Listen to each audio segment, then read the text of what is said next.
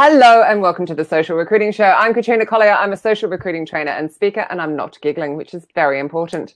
This week, I'm joined by my gorgeous co-host, Audra Knight, employer branding genius, nerd, or whatever I'm calling her this week. I have to write out his job title. It's so long. Steve Levy, I don't even know that he needs an introduction, but VP of Customer Success and Chief Talent Acquisition Evangelist at Crowded.com, and all-around good guy.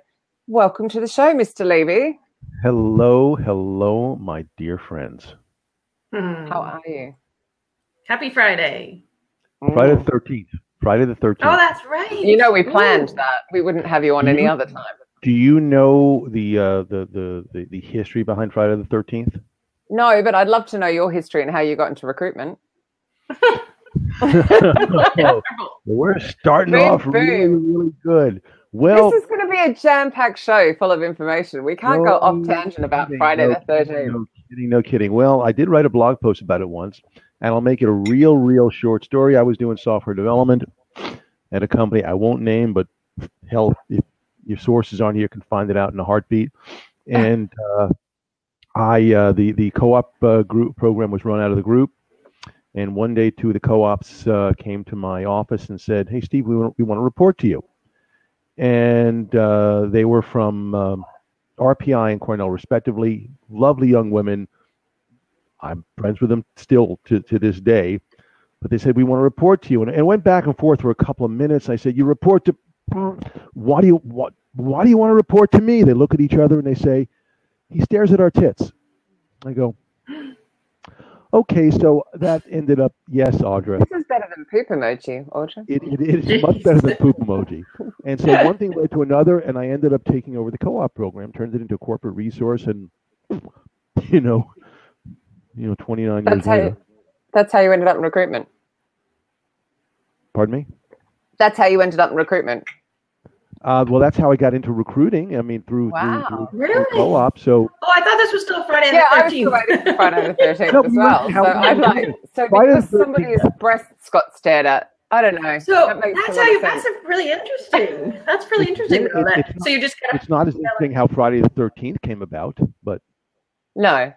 No, but that's too long. Now I'm going to wonder all week. Who cares? Okay. All right, come on, tell us how Friday the 13th came around then. Yeah. I mean, we'd rather talk about you, but go on, tell us. No, I'd rather talk about the two of you. I'd rather talk about the probability of Audra tossing up a poop emoji during the show. But also because, hang on, where did I just think somebody was born on? Yeah, Carrie Collier was born on Friday the 13th. I don't think she meant like this one. Oh, not this one. Sorry, Carrie. Like us, Carrie only celebrates what is maxed out at 29 years, 39 years, no more than that, like all of us. We know that one. Not you yet, Yod, soon. Okay, now here we have one poop emoji, and here's the response to the poop emoji, just so you know. We had a toilet paper emoji. Steve carries that around with him all the time, just in case. For those of you who don't understand the poop emoji, you'll have to watch last week's show, and just literally the first 5 minutes should be enough for you to get the joke. So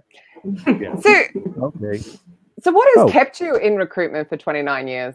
I don't know. I haven't won the lottery yet. I think that's what it is. Oh, there you go. No, so really what it is I'm sorry? What did you do before? Engineering. I mean, come on. Don't I look like a classic HR type? No, really. I was an engineer. That's my degree is in engineering. That's my... What sort of engineering? Technology. Yeah, you see, it was back when I graduated. That was around the 3rd century. It was a little different than it was now. But no, I actually was a bioengineering major, and I wanted to design artificial body parts. The irony of which, as you both know, I have an artificial hip now, and probably one day will require another artificial hip and most likely an artificial brain. That's the whole AI context here. And but back in the late 70s, we didn't have all the tools that are available to us, so we had to create our own, develop our own. And I started little by little, got into software. In the mid 80s, I was doing what's now known as AI and machine learning and data science. I did my doc work in IO Psych. It was heavy on the quant stuff, so I'm really big into multivariate statistics and all this stuff that data scientists don't even know these days. Little by little, I just got involved, got more and more entrenched in the technology sector. And Yeah. You know, one thing led to another, and here we are talking about poop emojis and toilet paper. And Friday the 13th, 2018. On a Friday. It is the circle of life. It is indeed. Only up to go. Being that today's topic is about intake meetings, which was on demand, by the way, several people in that side chat column demanded this show, so it's their fault you're here. It's their fault. Huh? One of them must have been Chewy, Mike Chewy. I don't know. Actually, no, I don't think it was. But what show was it that this came up? And everyone was really like, get him on. So obviously, if it goes to shit, you're all to blame. It's not actually our fault for a change. Does it though help you by having that background? Because you're doing tech recruitment. So does that help you, or let's get on to the point in these wonderful intakes? It certainly does. I mean, a shout out. I mean, I've been calling these intake meetings for ever since I got involved in recruiting back when dinosaurs were roaming the earth. But a few years back, Maisha Cannon, the Dream, she did a session at SourceCon. She called it, intake strategy session, and that just resonated with me because I do it the same way she does, but calling it a strategy session moves it away from intake meeting one time to strategy session implies something that's ongoing. Love that. And that was probably one of the biggest things I've picked up at SourceCon, and that, by the way, was her first SourceCon. She was a neophyte, which tells me something that in this industry, there's no such thing as an expert. Despite all those hideous Twitter lists that all three of us get on, none of us are experts. Well, and we clickbait. keep learning. It's bullshit. It's all bullshit. No, the best ones which make Audra laugh a hell of a lot is when I get put on the employer branding ones, and Audra just pisses herself laughing, going, "Yeah." I get them too, and that's because I dropped the word douchebag in a presentation back in 2014. Oh, he's being authentic. Well, there you go. Yeah. No, okay. If you have to drink every time I swear, then you're going to get very drunk by the end of the show. That'll be fine for me. It's the end of my day. Yeah, but going back to it, you asked me, how does my background impact all this stuff? And it's funny. I recalled Johnny O. I was a professor. I don't remember his last name. He's passed. In my first engineering course in September 1976, he wrote on the board structure begets. Were you born yet? September 1976. I was not. Good Lord. Hang on, am I the only one that also was born, or was anyone else born? Anyway, sorry, go on. I'm being rude. So no, you're not. No, you're not. You're being Katrina. Yeah. Hi O. Susanna's just came on, so hi O. Yeah. Ignore the chat. Tell us the story. So it's hard to ignore the chat. But he wrote on the board. We came in and said structure begets function. Mm-hmm. And that's just resonated with me. If you can call this a car all you want, but it ain't a car no matter what you call it. And years later, I was looking at job descriptions and I had one of these epiphany moments. A job description, and it was just so generic, and it's pretty much like a software developer. First line, you will code. Well, no shit, Sherlock. What the hell else is a software developer going to code? Yeah. Another drink. And so, it dawned on me that, and I don't know when, I can't remember. I probably had hair at the time. We don't hire people to, just sit in and, do a job and collect a paycheck and sit in a chair. We hire them to solve problems. And what is frighteningly missing from almost every blessed job description I've ever read is what the hell are they going to accomplish? Yeah. What are they going to do? What is the reason? And that we hire them, which led to one of the first questions I asked is, 6 months from now, what will and I asked this during the intake strategy meetings is, what will a person have accomplished that tells you that hiring them was the right thing to do? And more often than not, when you get to these performance-related questions during the intake strategy meeting, you kind of get the that pug gif in which the pugs are doing. We call it the golden retriever head tilt. And for most managers, the response is, well, it's in the job description. We don't really need to have this meeting. Or they'll say, just send me more resumes. I'll know when I see it. Okay, Einstein. So if you can't describe it for me now, how will you know when you see it? And everything just all the different kinds of questions just expanded from there. Okay, so just way back, stop reading the chat. I know you, Steve. You'll be distracted by it. We will feed you the chat, we promise. So when the hiring manager does say, no, I don't need to talk to you, I don't need to. How to get around that? This is the bit I think that most recruiters struggle with. You and I were ballsy. We'll just go say, well, because I need it. You want me to do this job or not? But most recruiters won't say do other that. Things. Yeah.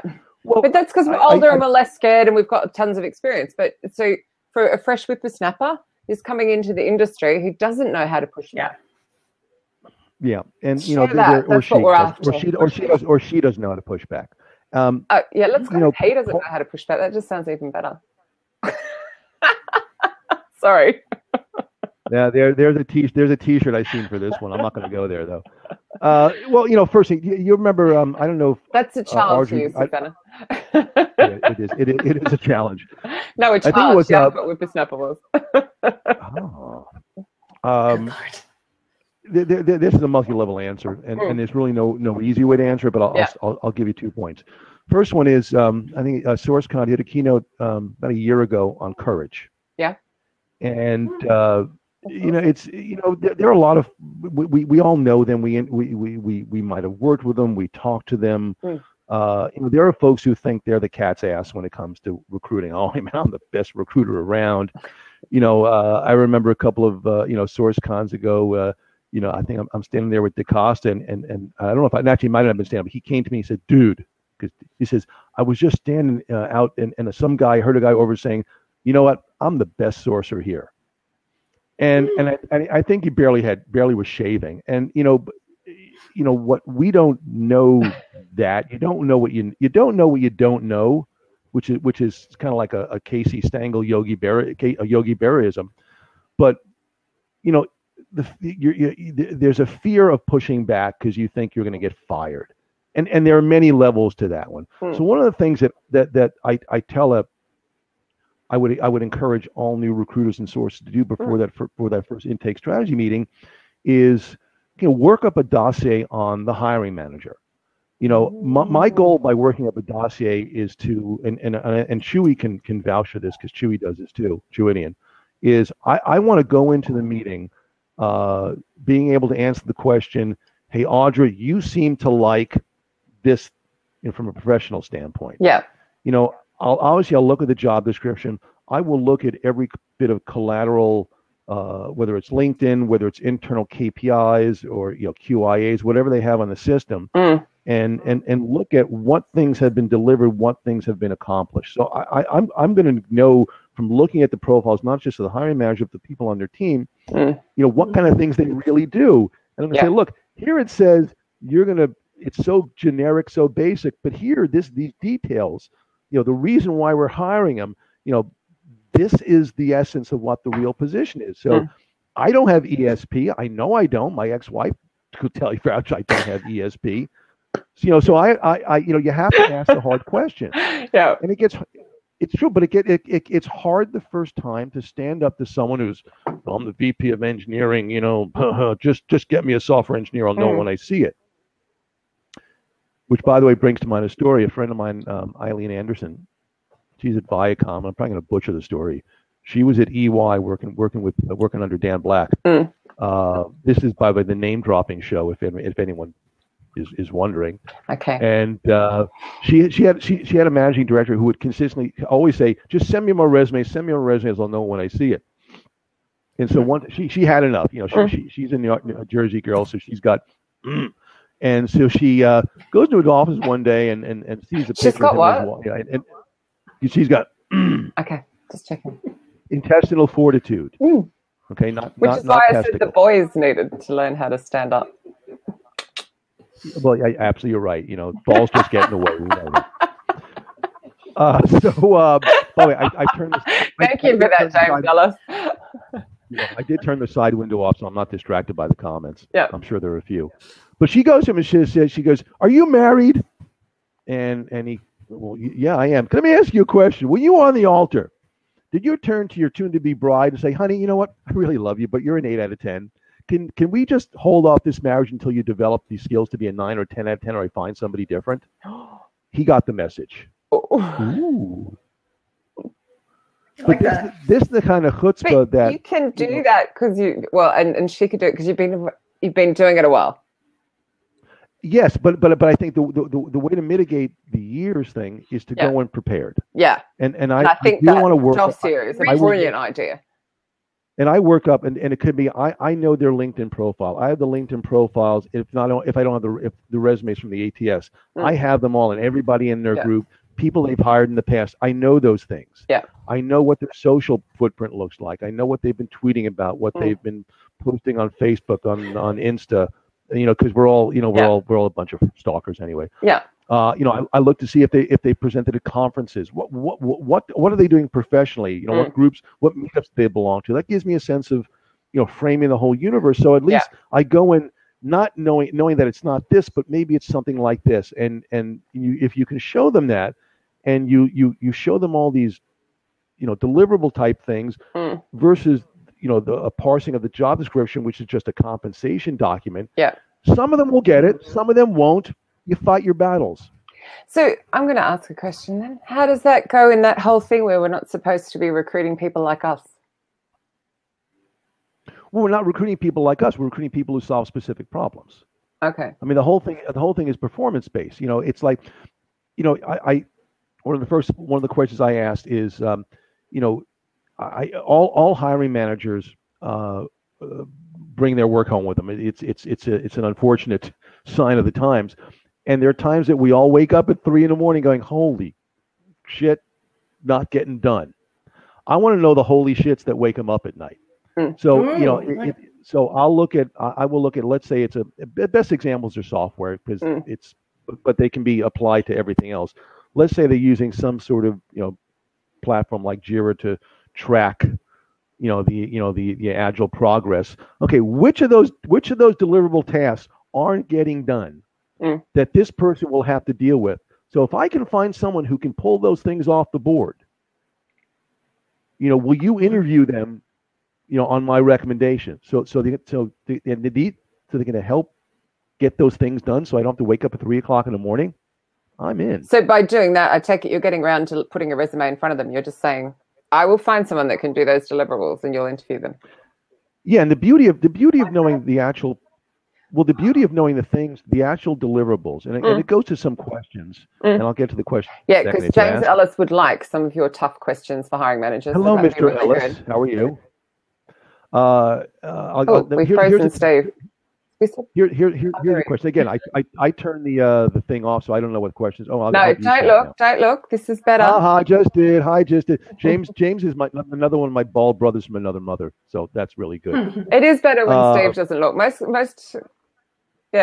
our guests are okay, but I know you'll be off. You'll be like answering the chat. We'll have lost you. There'll be silence. No, I close the chat again. Here are some good ones, and. I have some foundational questions, and then I have them broken up by 5 areas. If anybody wants them, just email me, and I actually put together a little deck of these things for the chat, and I'll send it to people. You should make that into a blog. Pardon me? You should make that into a blog. Yeah, I know. But the point of the show is there's some on the show. Yeah, to say something. So here's a good one. Because James is basically screaming share with pom-poms underlined. As long as I get some kind of group on coupon, I'll share a lot more. That was a plug. Here's a real basic one. And we have hiring managers who are more like sheeple than probably most others are. Where do you want? I want someone from Google, Facebook, Amazon, the same companies that everybody wants. Love it. Yeah. So, a basic question, James, might be, okay, what would a employment branding specialist, why would someone leave Google to come work for you at Groupon? What would they? What? I'm glad you didn't call it employment blanding specialist. Shh. Let's not upset the audience. Well, I am just reading the things as well. I'm not drunk. Who's drunk? No, that was James. James is clearly. That's James. It's Friday. This is why we asked you not to read the chat channel, Mr. Levy. Okay, fine. I'm turning the chat channel.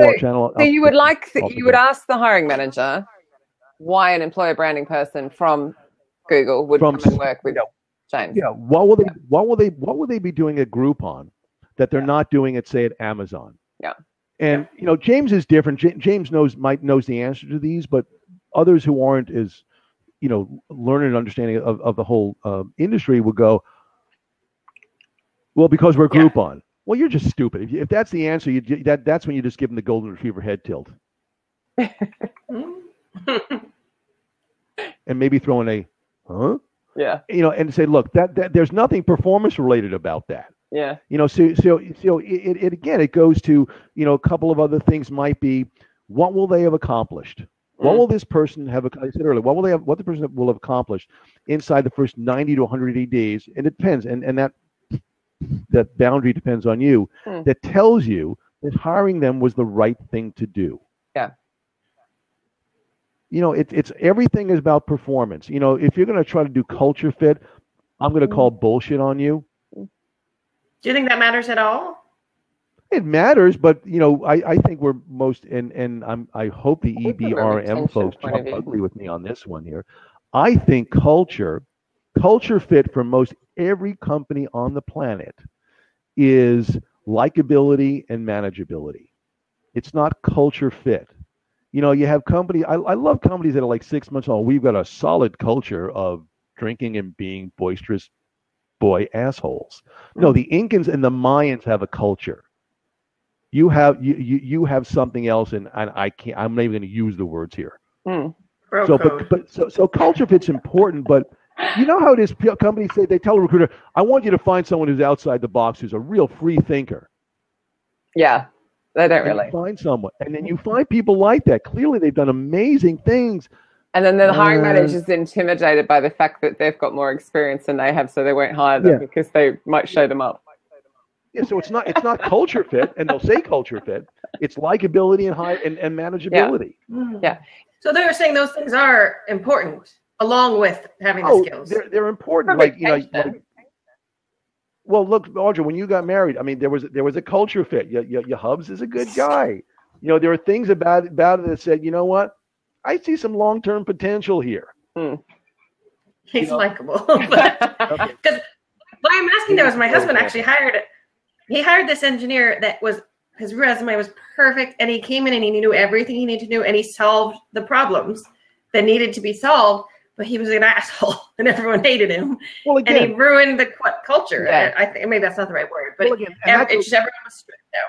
Well, that goes to there is a no asshole rule that no recruiter will tell you is always in play, but it is always in play.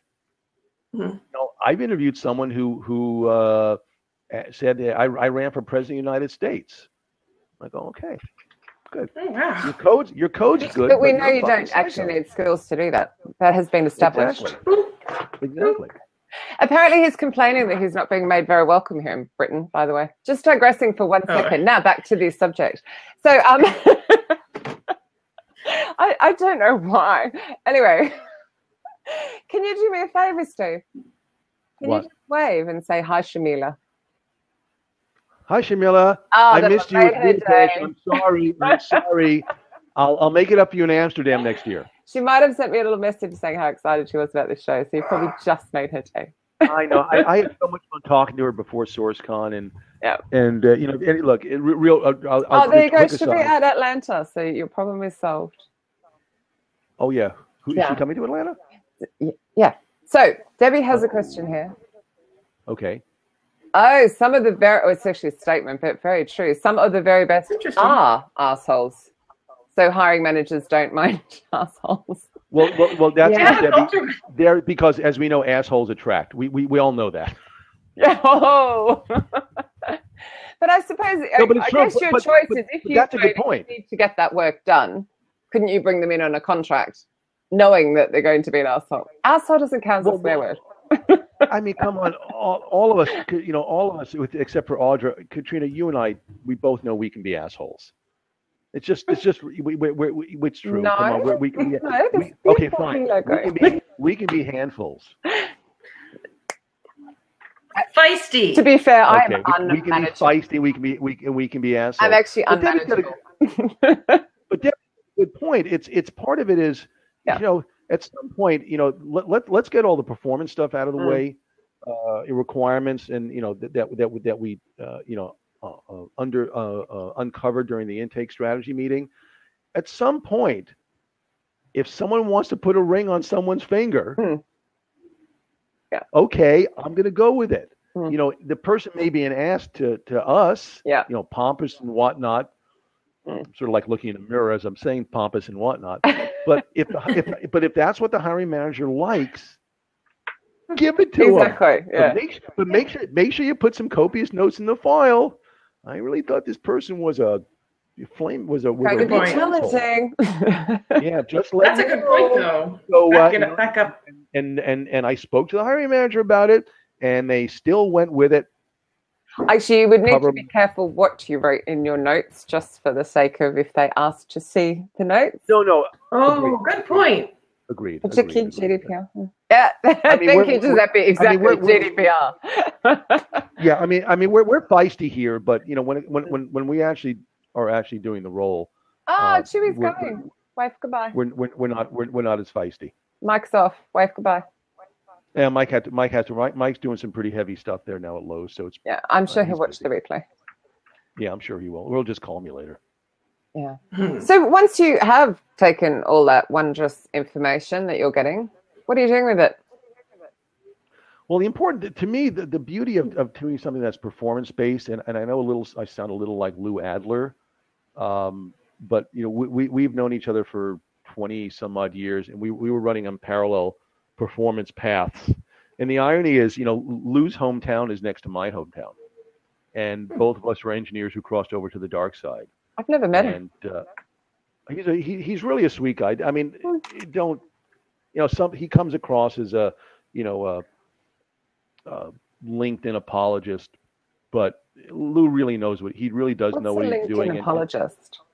Well, it's a nice way of saying I can't say it. I'm sorry. I don't actually know. I won't even go there. I won't even. I actually don't even know what that means. So you have to tell me later. I will tell you. I will tell you later. Okay. But if anyone else wants to know, just direct message us. We'll let you know. Yeah, I'll but the whole concept is, you never want to leave an intake strategy meeting with knowing what specific problems they're going to be solved. We hire people to solve problems, not to, you will be an accountant. Well, no shit. That's what the job description is. Yeah, but then what are you doing with it? Well, what you do is I'll put together a whole performance document. And it's with those elements of the specific problems is what I start using when I'm doing my research and my outreach. Mm-hmm. I will, if you two have known me for a couple of years, I'm not really big on pinging people, in mauling them with, I love your profile, you're perfect for this job, 18 exclamation points. I don't know, anytime I source somebody down on pay, I know nothing. I know nothing about perfection. I know nothing about what they're doing. I know nothing about them other than what they choose to put down on paper. Right. So true. And so true. my that lends to lead to the outreach. I was talking to the hiring manager. This person, Audra is looking for I'm making this up as I go along. I have more formal things that I do. I have no idea how happy you are in your job. That's not the point of this. The point of this is these are the specific things that we need to accomplish over the next 6 months. What do you think about it? Yeah. That's all I'm doing. And how refreshing an outreach that would be anyway, and saying, would you like to be part of delivering this? And they'll be like, oh, but how interesting. How do you get them on the phone, though? I'm sorry. I'm hearing crosstalk. I think I'm echoing. What, Audra? No, you're not. Oh. A little bit. What, Audra? Audra, what? But how do you even get them on the phone to have that conversation? Just a great email? Well, there was a saying, Steve probably stalks him in person. We all know that. He shows up at their front door. Yeah, gotcha. Yeah, sure. Well, I would show up at the front door with. I found you in this app. Here I am. Look what I did. I was eating at a restaurant and I stole this business card bowl and you were in it. By the way, that works. Yeah. I always tell people exactly how I found them. Oh, really? Yes. I've exactly, James. But actually, the thing with that, James, is we don't know if they love solving problems. Just 1 second for the people not reading the side channel. If you love solving problems, here are a few of ours. Can you help? Is James's statement. If they do love them, and my response is, that goes to. Well, the thing is, and James just wrote, if they don't, do you want them? The thing is, I don't know. I'm not going to extend what I think they should be thinking. Into anything. All I can deal with is fact. Yeah. I don't know anything else. A two-dimensional is pure fact. There's no conjecture in two dimensions. And so to your point, Audra, sometimes there's an email outreach. The saying is, we all know the saying, you can lead a horse to water, but you can't make them drink. Mm-hmm. Jeff Newman told me, he says, I don't care about making them drink. I just want to make the horse thirsty. Mm-hmm. Exactly. So my whole concept of outreach was based on a book called Getting to Yes. Roughly, someone correct me, really, really early 80s, late 70s by Robert Urey, I think, URY, came out of the Harvard Communication Project. And it's all about, and we do this like in interviews. What are your strengths and weaknesses? I go, oh my God, please calm down already. What ours are. Unmanageable. Yes, we are. No, is that a strength or weakness? Complete weakness. But the whole thing about getting yes is asking people just a lot of little yes questions. And pretty soon they're in so deep they don't know. They go, holy God, that's some good psychology. Good. Well, thank you. It took all my hair. Also, if you think about the fact that people get so much information, Audra, like we can only take in seconds worth. That if we just put something about what they could possibly solve, they're going to stand out from all of the other dross they're getting. Yeah, like Michael Krauss just said, it's like sales. Well, it is a lot like sales. You don't go in and say, okay, this car is $180,000. Where's your check? Our job that'll is work. Sales. Finding people and sales. We're selling people. I lost Steve then, completely not listening. No, I am listening. Are you saying it is sales? But part of it is not sourcers, but recruiters, right? Yeah. Well, I think recruiters are as well. They've still got to get them hooked. That's still a sales. No, I think recruiters are sales. Well, there's a reason why James is doing employment branding and not recruiting, because he says a soft yes is worthless. But this is about not if it gets James is show. Don't let him distract you. Remember. Okay, well, I'm closing it again. It's closed again now. But a little. But to me, all the outreach is based in fact. It's based in this is what you're going to be doing here. Yeah. And, the beauty of doing performance-based stuff and being able to mine out the real performance needs and goals, not just short term but long term as well. As a quick aside, I always ask managers, well, what kind of problems do you think they'll be solving 12 months from now? And that opens up a whole can of worms, because many managers just don't know. And then they start, well, and I say, you're just bullshitting me, aren't you? You're just making this stuff up as you go along. It's better to say, I don't know. Because but that's good that you make them think. Because if you really don't know, then that puts you down a couple of paths. Path one is, why is this person a manager if they can't think 12 months out with respect to their craft? Number two, maybe it really is open and they're just going down a new pathway, and I can use that information. But they can say that, right? If it's a new pathway, they can say this is a new direction. We didn't know we were going this way. Yeah. That's fine. Well, better than. Well, and I I think, don't know. and I think it is, which is why, on the tech things, let's say the group is developing some sort of new hardware, or some new process. I'll look at things like patent applications. Are they generating a lot of patent applications, but no patents have been adjudicated, issued?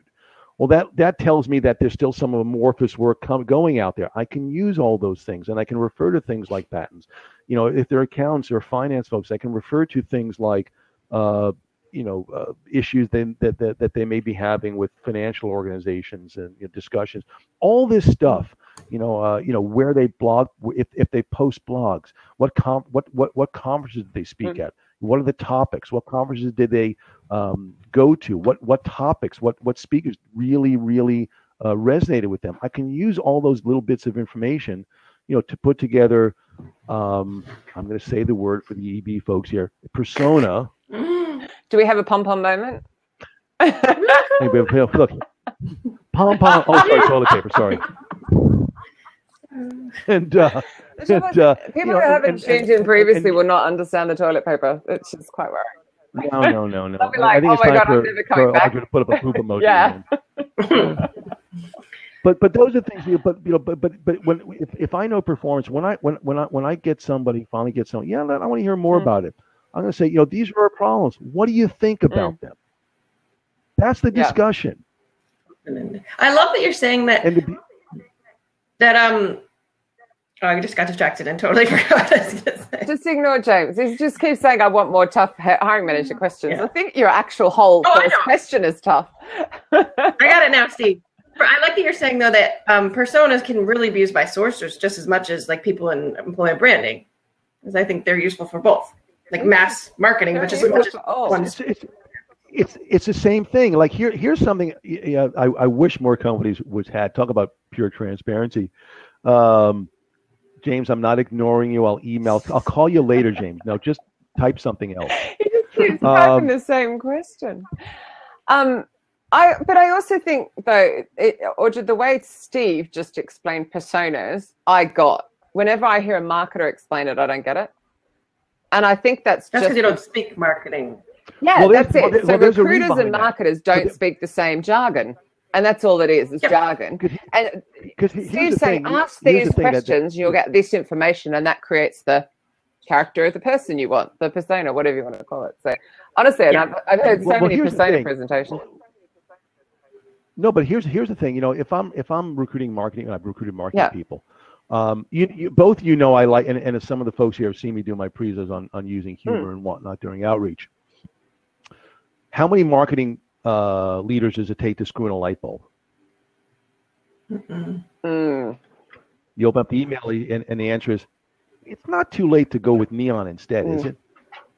But that's the whole thing. That's the difference between marketing and recruiting. And in recruiting, we have to deal with substantially more elements of fact and what is needed right now, because we're hiring people right now.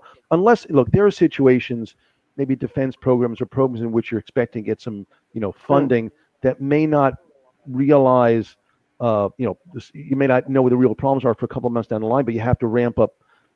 That's a tougher situation. But, even in situations like that, you can refer back to the past. What problems in the past have we had on similar type projects? But it's all problem solving. What is deliverable? What is the deliverable? What is the problem that we're hoping to solve? I went to HR Tech Tank in the city yesterday, New York City, and these new entrepreneurs talking about this great new platform, and with nearly all of them, I asked, and some I was thinking of asking, some I asked personally because I knew them. I said, "What problem are you hoping to solve here?" I don't know that.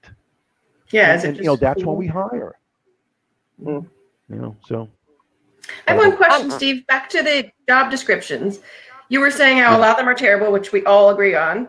But so you get this new information, you get the problem they're going to solve and what they're going to do in 60 days. Do you then say, look, we need to change the job description and the posting, or do you just leave that crap up and just go source with your own information? What do you think? I'm guessing you tell them to change paper. No kidding. Yeah. Well, actually, because right now this is your job description. Right. Okay? It's good for one thing and one thing only. Yep. So do you rewrite it for them? Or have them? I do it. Yeah. Actually, if everyone wants to see here, I'm actually going to type in Google Recruiting Inferno, one word, and then the word node, N-O-D-E. Mm-hmm. And this is something I did for a company called Visible World years ago.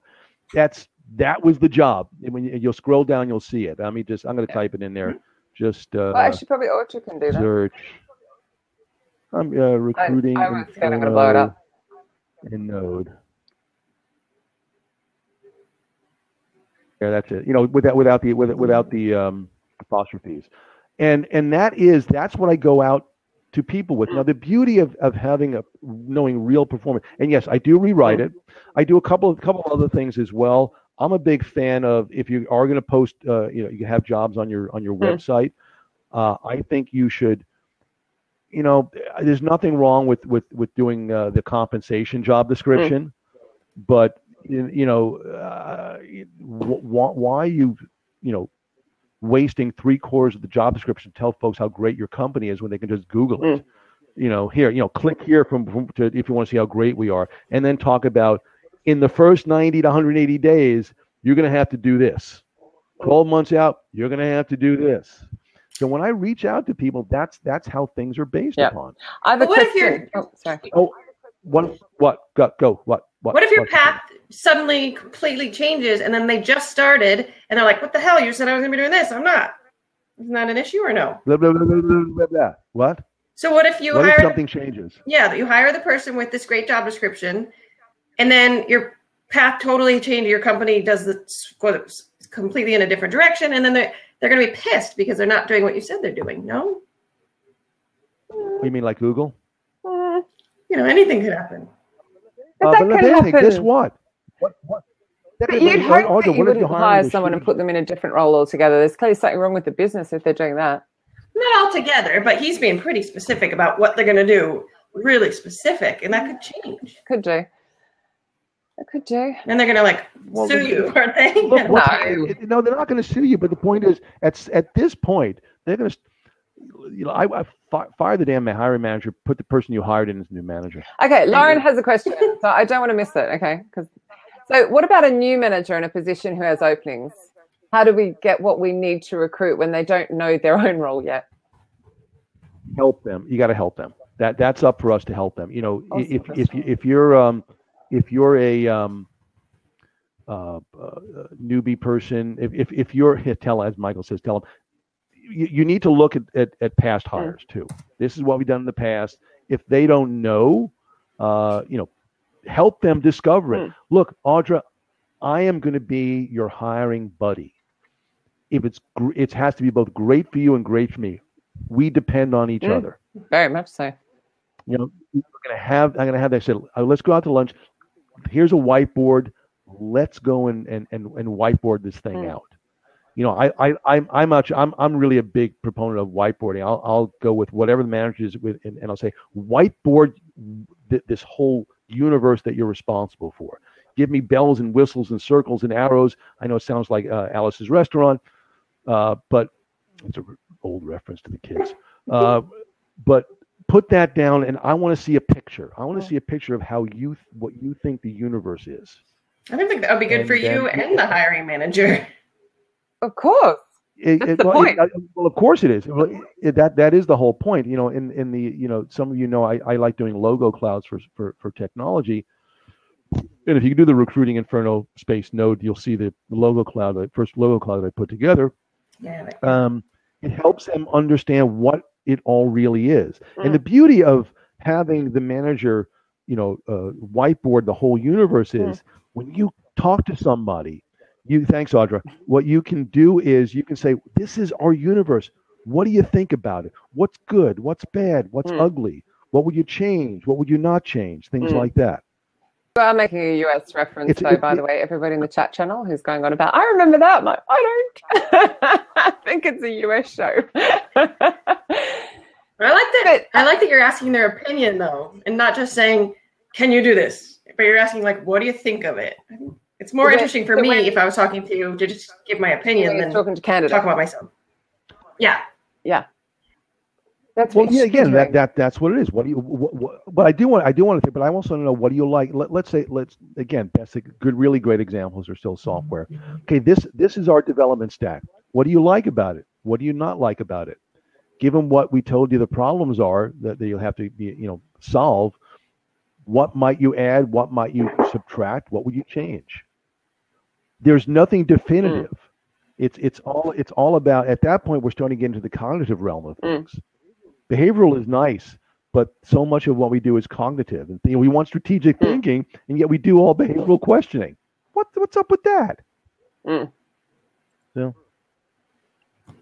I think it makes you stand out from everybody else as well. I mean, that is the whole. That's the whole thing. It goes to, at some point, every professional has to be courageous. Or you're just going to be hopelessly average, and maybe that's okay. That's fine, but when you get that thing, that feeling in your gut that something's just not right. This approach is just not working. If you don't find a way to discuss that with the hiring manager, and by the way, the reason. Sorry. Don't just Katrina, you distracted him that time. It was getting all inspirational and beautiful, and you ruined it. I sent him to the chat channel. Sorry, the fat Matt was late during an intake meeting. It was quite funny. And then I was immediately thinking, I wonder what his favourite question is. So, yes.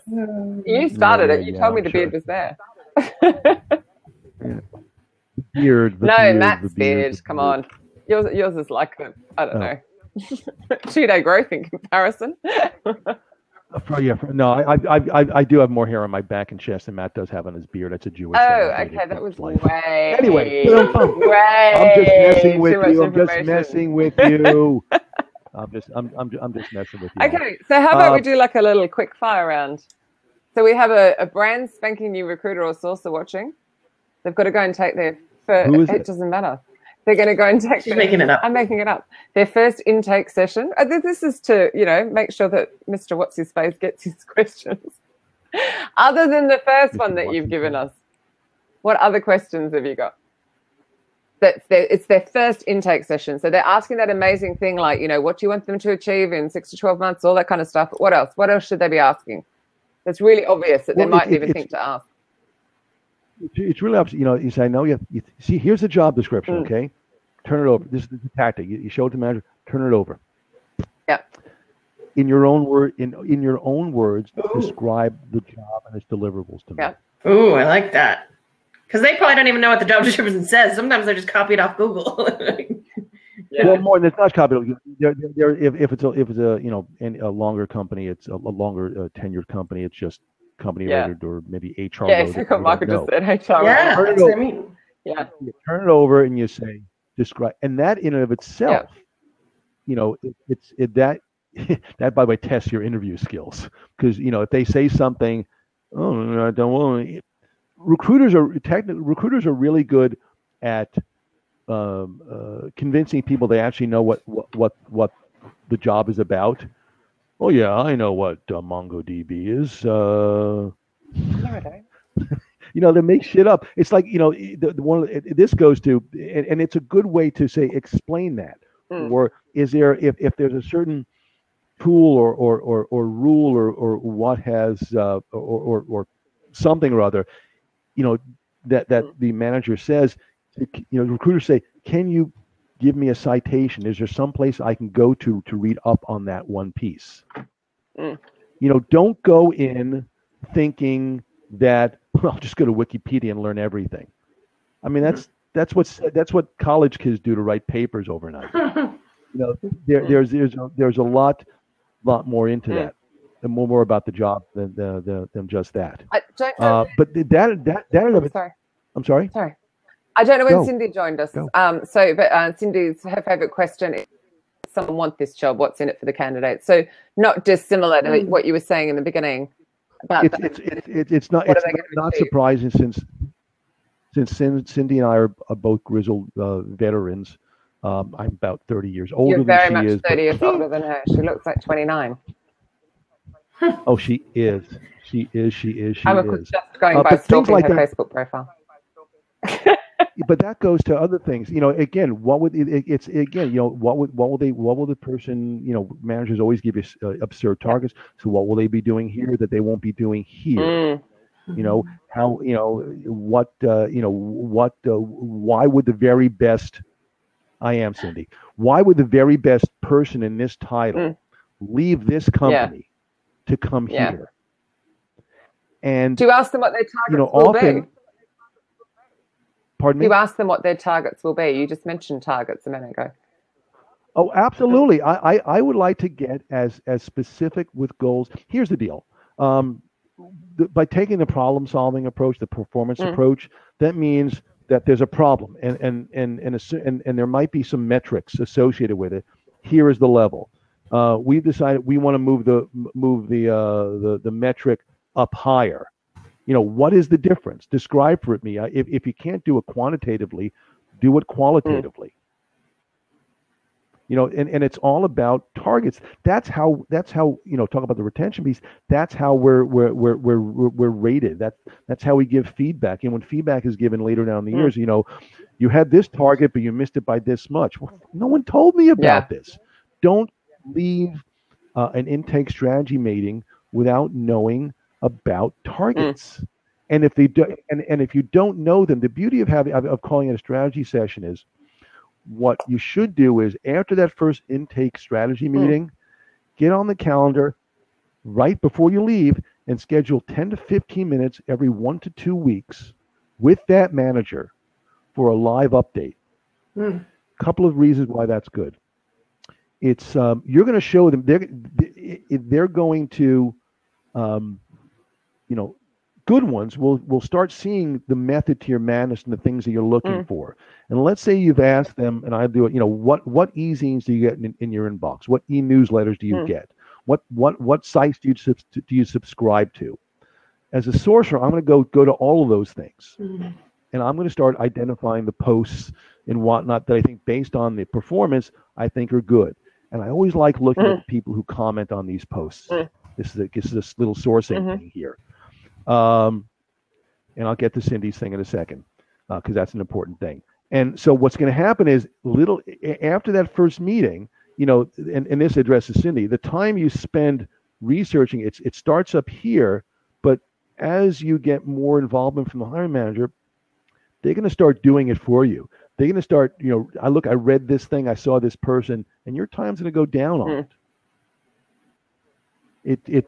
There are some managers who are going to require a lot more hand-holding. We all know that. They're just babies. Yeah. I mean, part of it would be, why have you got 20 requirements open as one recruiter? I would, if there are 20 requirements that are all the same, fine. But, if that's 20 separate requirements, that's kind of crazy stats, no? And it is crazy. I mean, I've been in situations where I inherited 96 openings. But what I did was, and I know Cindy does this as well. I know all the good folks on this chat do it as well. You chunk them into families. And maybe those 20 are actually 7. When you actually chunk it down, whatever it might be. You don't want necessarily perfection, because the beauty of when you start identifying what the performance elements are, and let's say you're doing a range of things in accounting or marketing or whatnot. When you talk to somebody, after you get somebody hooked and you talk to them, hey, CC, I've got this other role. These are the deliverables. What do you think about that? And so you're using that performance stuff to see the people who you speak with to also go out and be your little minions. And you can do that to not just incidentally, in addition to talking to the hiring manager, I always like talking to the senior people in the group, because often they know more than the hiring manager. I like that. That's good advice. And that might be a side conversation. Okay, well, sometimes Krause is Superman. Krause, sometimes you're Superman, Michael. Michael says, I do this and I have 35. Hey, man, either we win the lottery ticket or we keep doing what we're doing. Yeah. But that's a great tip. I love that idea. Talking to the hiring manager and then separately talking about that's it. Best plan. Don't we do that? Don't the good recruiters do that with reference checks? Okay, here are the 3. Okay, I'm going to call a couple of other people instead. I don't know, because I don't do find things out. But the thing is, so it goes to, earlier prior to the intake meeting, I like working up a dossier on the hiring manager, and it might be looking at their their LinkedIn profiles or their resumes. Again, I'll look at the people in their group to see if they describe the things they do different than the hiring manager does. And I might not say to the hiring manager, I've been, doing a little cyber stalking in a group, but I'll say, let me understand. So you're saying, are you sure it's not this? And they go, okay. Does that piss them off, though? No. I don't think they will, because you say, look, you start off the whole meeting is, my goal here is to help you be more successful than you think is possible. When you go and do that, my goal is to make you feel more successful than you thought was possible. They're going, damn, I'm the cat's ass. You doing that for me? That's great. Shamila's just written a great point here. I used to join weekly team meetings to shut my mouth and listen to what work they work on, makes my selling and that is exactly what you're doing. Exactly. The one thing, you need to become a fixture in the in the categories and the functions that you're recruiting. And I do think a lot of the in-house recruiters and sources, that's where they go wrong. They just do not move. They don't go out and talk. Right. There's a fear what they do is to go out. Yes, what they do is I'm going to camp on LinkedIn. I'm going to do a better job next week than I did the previous week. Again, that comes back to training, isn't it? And coaching and mentoring. And you just got to send more emails. Well, it also goes back to leadership. In-malls. I mean, who's leading the team? Yeah, it goes. If you're not, if you're not inspiring, imploring that your people become one with your customers, become one with your customers. Go join HR. Right, we only have 4 minutes left, so just very quickly. Next week, that went good. I know, it went very fast. So next week we have Sophie Thien on. We're coming at it from a completely different angle because she's head of people and talent. And we'll be talking about unconscious bias and interview fails. So I'm quite excited. Oh, I love that. It'll be really cool show. Yes, so that's next week. So different angle for what we do as well. Can't wait. So just want to make sure. Steve, should we do a shout out for Open Mic Career Chat on Fridays at noon? Oh yeah, on Fridays at about an hour from now is hashtag OMC Chat, noon Eastern time for Open Mic Career Chat. It is the truthiest career chat. It is the no fluff zone. If you say authentic, you have to do shots. We will ridicule you if you say something stupid or quote Liz Ryan. And sorry about that. Oops. And it's fun. If you want to talk recruiting, you can always get to me. If you if your ATS is not as running as efficiently as you think it is, talk to me about Crowded. Oh yes, of course. Is it crowded.io? And I love you, ladies. What's the website? Is it crowded.io or .com? What's the website? Crowded.com. Is that what Michael wants the link to, or is that to the Open Mic Chat? I don't know. He's written, where's the link? The Open Mic Chat, it's on Twitter. So it's hashtag OMC Chat. my LinkedIn, Ian is crap. I'll do it doesn't matter. really Steve Levy. You can find him. You got unusual in the description for the show. It's hyperlinked in the description for the show. So that's easy. Yeah, and and if you're all sourcers.